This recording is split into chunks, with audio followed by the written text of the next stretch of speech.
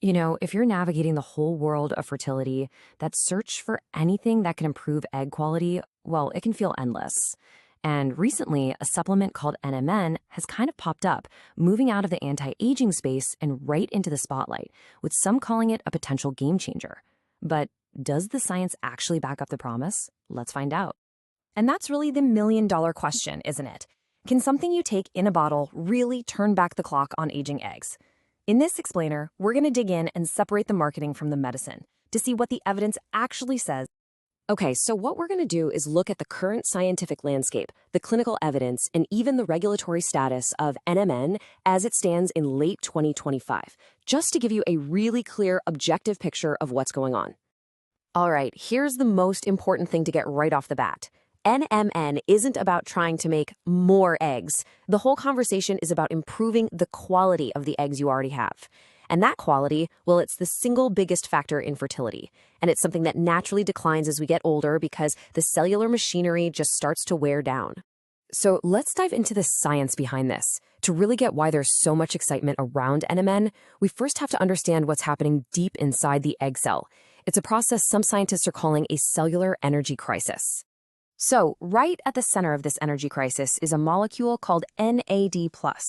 The easiest way to think about it is like high-octane fuel for your cell's little batteries, the mitochondria.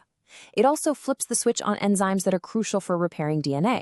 But here's the problem. As we age, our natural levels of this fuel just plummet, especially in our ovarian tissue. You can think of this whole thing as a chain reaction, right? First, NAD+ levels drop. Then the cell's batteries start to lose power. And these energy-starved eggs, they just struggle to do their most important job, dividing chromosomes correctly. That's what leads to a higher risk of chromosomal errors, which is a huge reason for failed IVF cycles and miscarriage. So the big theory is, could supplementing with NMN, which is a direct precursor to NAD+, effectively recharge this whole system? Okay, so that's the theory. It sounds great on paper. But what does the research actually tell us?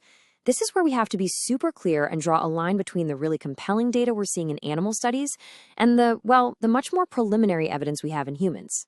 And this slide, wow, it really lays out the evidence gap perfectly. Over on one side, you've got these groundbreaking animal studies that created all this buzz. And on the other, you have the human data, which is just starting to trickle in. We're seeing some promising signs for sure, but nothing definitive just yet. This quote, this is from that massive 2020 mouse study that basically put NMN on the fertility map, and the results were just astounding. When they gave NMN to older mice, it didn't just slightly improve their egg quality, it led to live birth rates that were pretty much identical to young, healthy mice. Just think about that for a second. It was like it reversed age-related infertility in these mice. That's a huge deal. Okay, so let's switch gears to the human data, the first real signal we've gotten. This 2025 analysis was a look back at women with diminished ovarian reserve. And what it found was pretty striking. The group who took NMN had a fertilization rate of 48%, which is double the rate of those who didn't. Now, this is a very promising sign, but, and this is a big but, it's a retrospective study. That means it's looking backward. So it shows a really strong link, but it doesn't prove that NMN caused the better outcome. That's a super important distinction. So the big question is, when do we get that final answer? Well, the good news is, it's coming.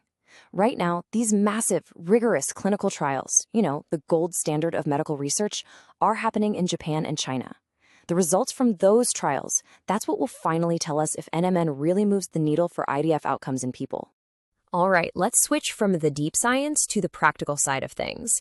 If this is something you're thinking of maybe talking to your doctor about, here's what you really need to know. So where does NMN fit in with all the other supplements you hear about, like CoQ10? Well, it actually works differently. CoQ10 is all about fueling the mitochondria. It's pretty much a standard of care. NMN is more focused on genomic stability and DNA repair.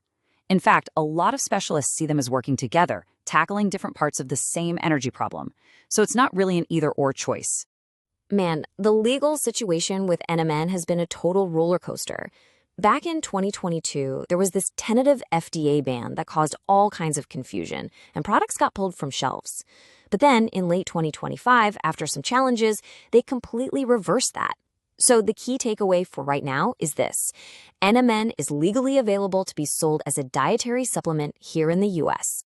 Okay, so if you're thinking of talking to your doctor about this, it helps to know what the research protocols look like. Most of the trials use doses somewhere between 600 and 900 milligrams a day, and they start at about 2 to 3 months before an egg retrieval. But this last point, I really need you to hear this. It is absolutely critical you have to stop taking it immediately the second you get a positive pregnancy test, because there is just no safety data for using it during pregnancy. All right, we've gone through the science, the studies, the practical stuff. So, what's the bottom line here?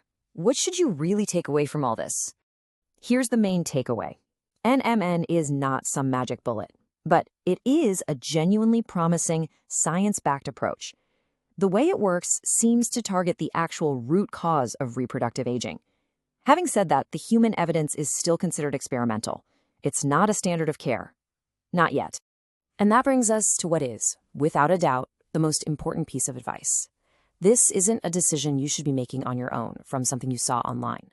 The choice to add NMN or anything to your fertility plan has to be made as part of a really informed conversation with your doctor, where you can weigh the potential benefits against what we know and what we don't yet know.